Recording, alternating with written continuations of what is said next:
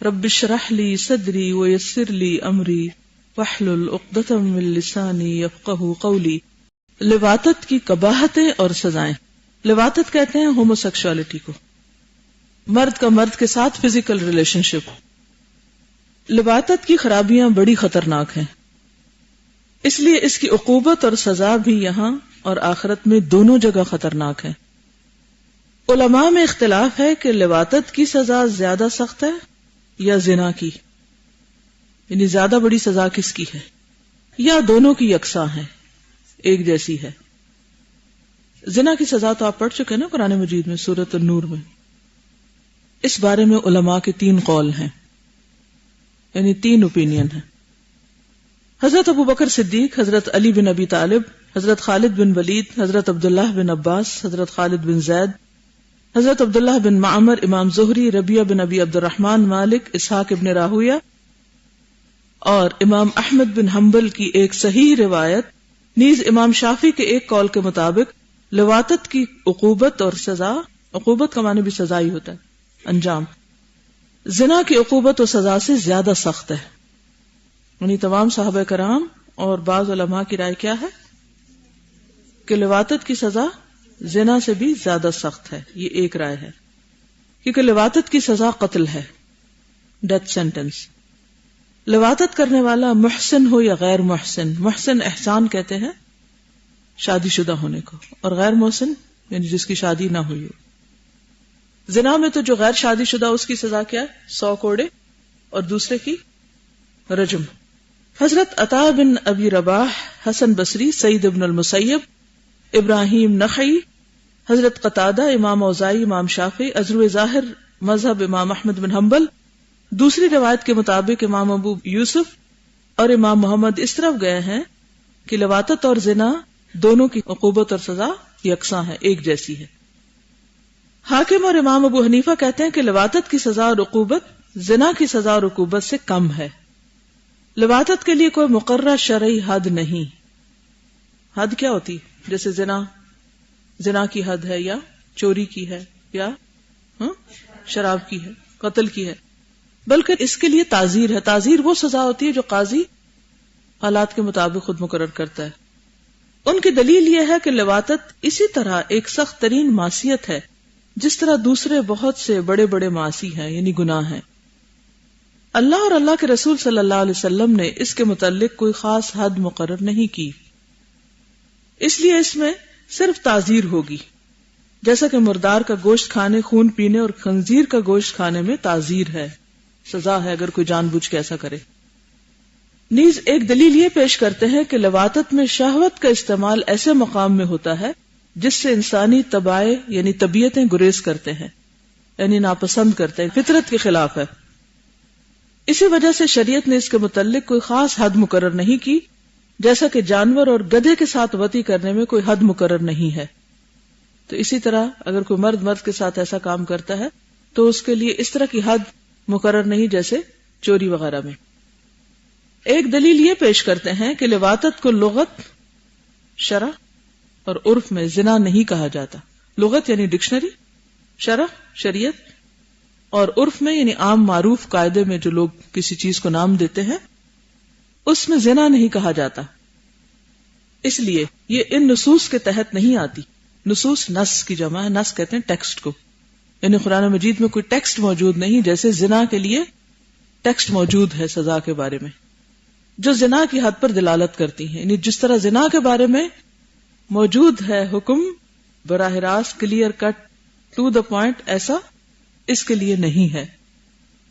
نیز یہ لوگ کہتے ہیں کہ قواعد شرعیہ عموماً ایسے بنائے گئے ہیں کہ اگر معصیت بھی نافرمانی کو کہتے ہیں نا، اور گناہ طبعی اقتداء کے ماتحت ہے. طبعی یعنی طبیعت کے تقاضے کے تحت ہے، یعنی انسان کے اندر ایک فطری وہ خواہش موجود ہے اور اس کی وجہ سے کوئی کرتا ہے، تو اقتداء طبائع کی وجہ سے شرع نے اس کے لیے حد مقرر کی ہے.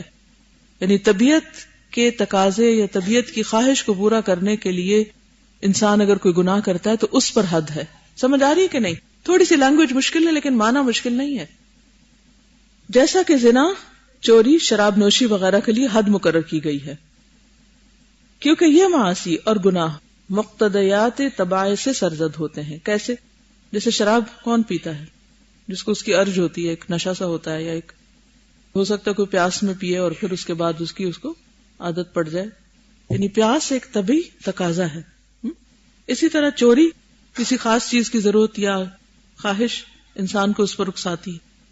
اسی طرح زنا جو ہے انسان کے اندر اللہ نے جو ایسے جذبات رکھے ہیں تو اس کے تقاضے کے طور پر انسان حلال نہیں حرام رستہ اختیار کر لیتا ہے. لیکن لواطت جو ہے طبیعت کے اندر اللہ نے نہیں رکھا اس کو، یعنی فطرت کے خلاف ہے، کیونکہ یہ معاصی اور گناہ مقتضیات طبائع سے سرزد ہوتے ہیں، اور مردار کھانے، خون پینے اور خنزیر کا گوشت کھانے پر حد مقرر نہیں کی، کیونکہ اس کا کھانا طبع انسانی کی مقتضیات کے خلاف ہے.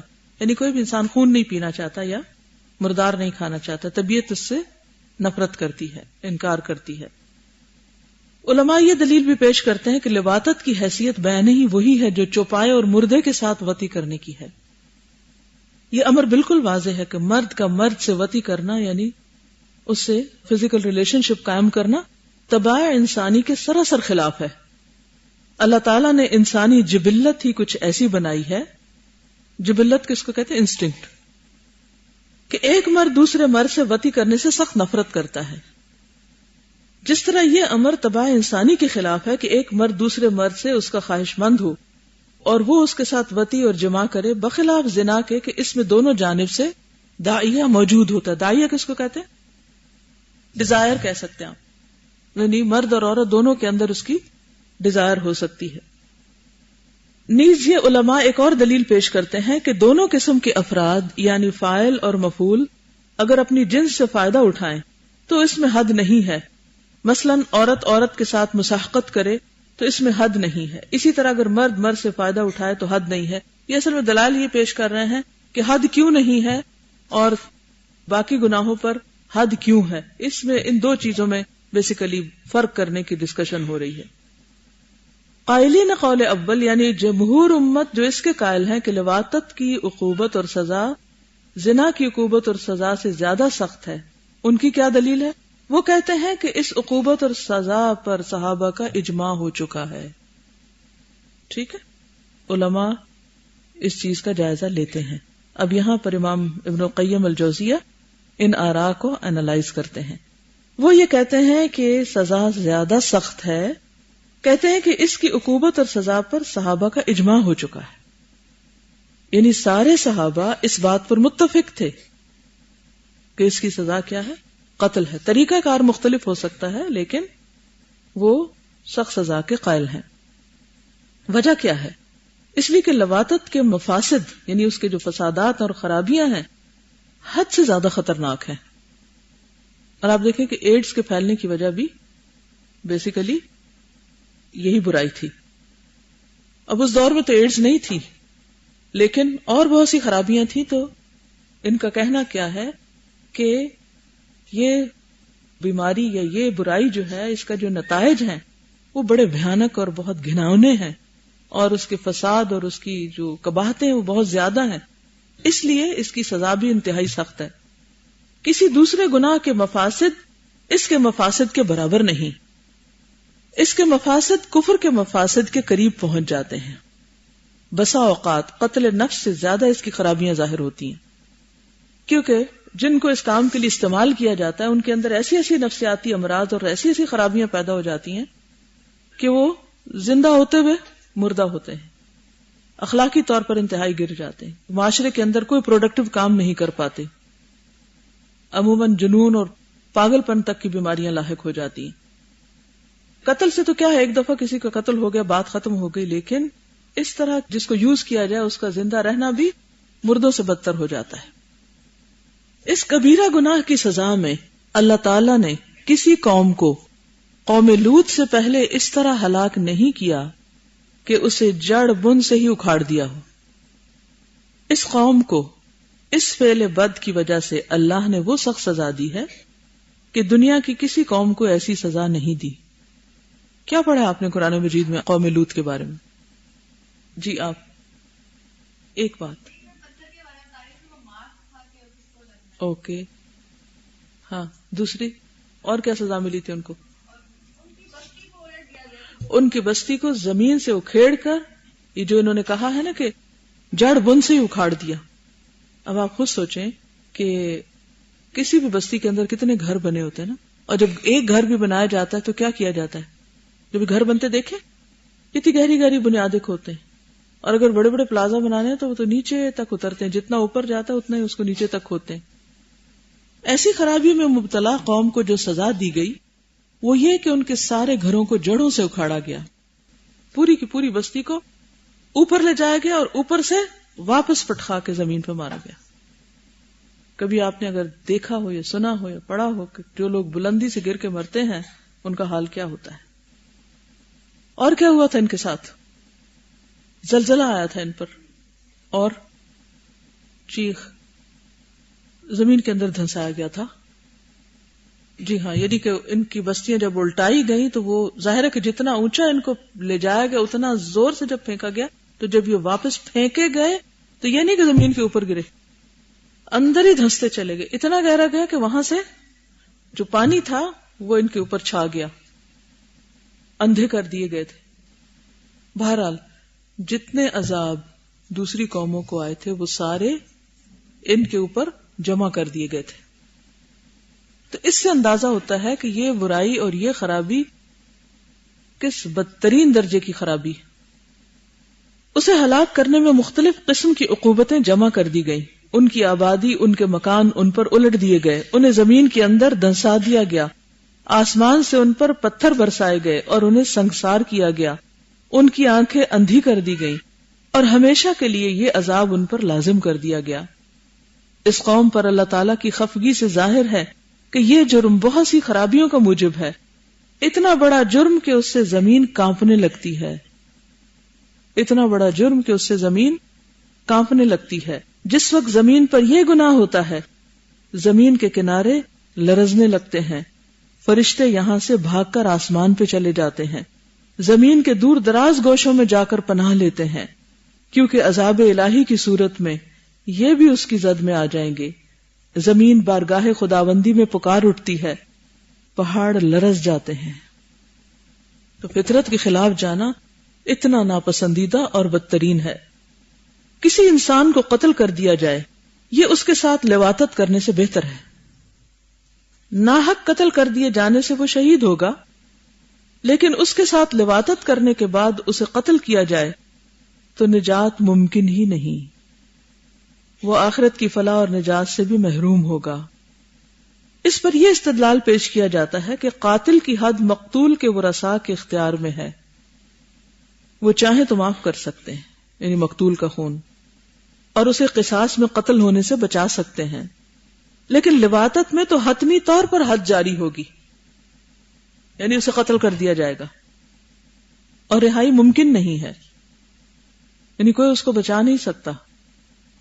اس حد پر اصحاب رسول اللہ صلی اللہ علیہ وسلم کا اجماع ہو چکا ہے۔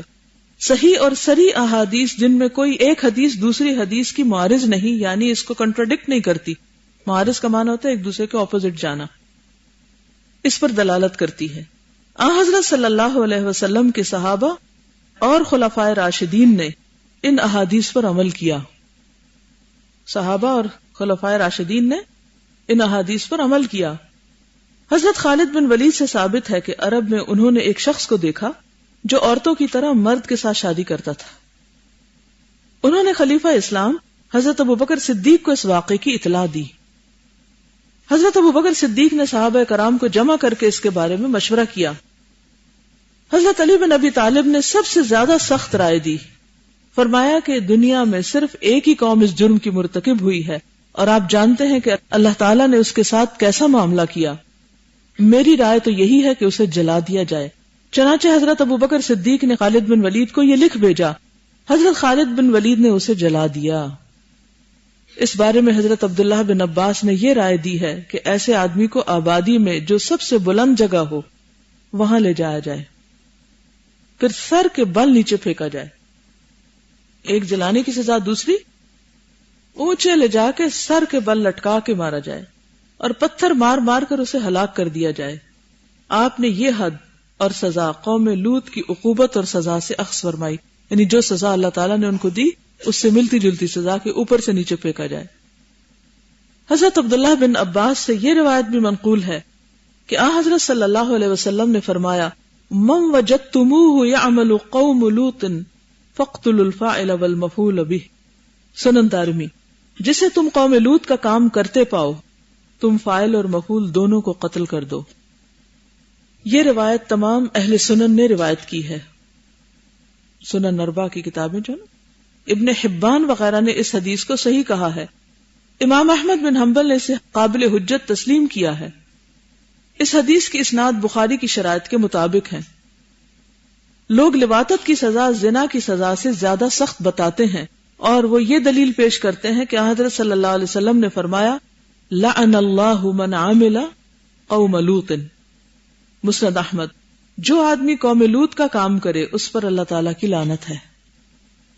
جو آدمی قوم لوط کا عمل کرے اس پر اللہ کی لعنت۔ ایک ہی حدیث میں یہ الفاظ 3 مرتبہ وارد ہوئے ہیں۔ زانی کے حق میں کسی جگہ ایک ہی حدیث میں 3 مرتبہ لعنت وارد نہیں ہوئی۔ حدیث میں لوطی کے اوپر 3 دفعہ لعنت بھیجی گئی، لیکن زانی پر لعنت نہیں بھیجی گئی۔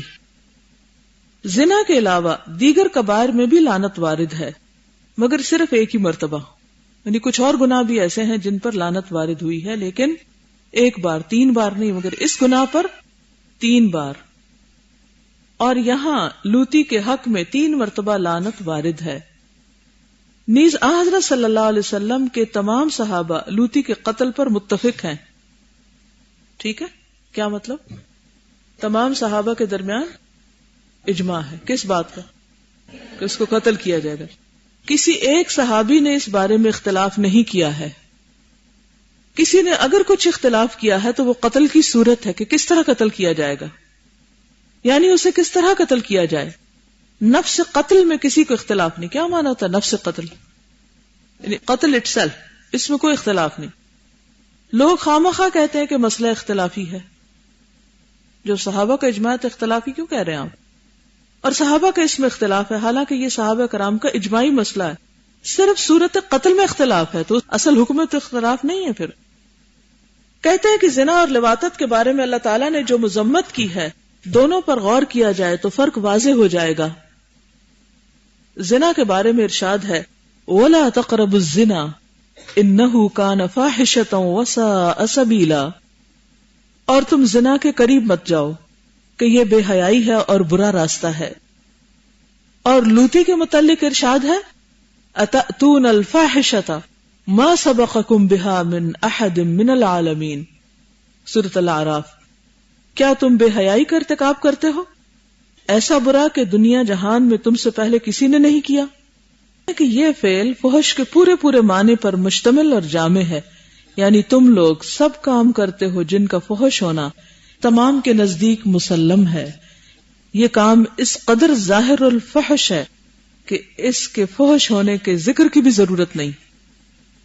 الفاحشہ سے دوسری جانب اشارہ بھی نہیں ہو سکتا، یہ اسم دوسرے مسمى کی طرف خیال بھی پیدا نہیں کر سکتا، یعنی اس سے مراد یہی ہے جو مراد ہے، کوئی اور چیز نہیں، کیونکہ نکرہ میں کوئی کا معنی بھی آتا ہے جس سے پھر بات میں فرق آ جاتا ہے، یعنی جیسے ذالک الکتاب ہے، تو اب جب الکتاب آپ کہتے ہیں تو اس سے مراد آپ کوئی بھی کتاب لے سکتے ہیں۔ ذالک الکتاب لا ریب فیہ، یہ کتاب اس میں کوئی شک نہیں، یعنی کوئی بھی کتاب اس میں کوئی شک نہیں۔ الکتاب سے کیا مراد ہے؟ وہی کتاب جو مراد ہے یہاں، اس کے علاوہ کوئی اور چیز مراد نہیں ہو سکتی۔ اس سے وہ چیز اسپیسیفک بھی ہو جاتی ہے اور اس پہ سٹریس بھی آ رہا ہے کہ یہی مراد ہے، کچھ اور نہیں، کہ انسان اس سے کوئی ایسا فائدہ اٹھا لے کہ اچھا شاید اس کے یہ معنی نکلتے ہیں، شاید وہ معنی نکلتے ہیں۔ نو ادر میننگز، یہی معنی ہے جو یہاں بیان ہوا ہے، جس کے بارے میں اتأتون الفاحشۃ ما سبقکم بہا من احد من العالمین، تو یہاں الفاحشہ سے مراد یہی لواطت والی الفاحشہ ہے۔ یہ بعین ہی اس قول کی نظیر اور مثال ہے جو فرعون نے حضرت موسیٰ علیہ السلام سے کہا تھا، تم مردوں کے ساتھ برا کام کرتے ہو، یعنی ایسا برا کام ہے کہ اس کے سننے سے قلوب لرز جاتے ہیں اور کان پھٹ جاتے ہیں کہ مرد کے ساتھ ایسا کام کرتا ہے۔ یہی وجہ ہے کہ اللہ تعالیٰ نے یہ تنبیہ فرما دی ہے کہ یہ کام ہرگز کرنے کا نہیں ہے۔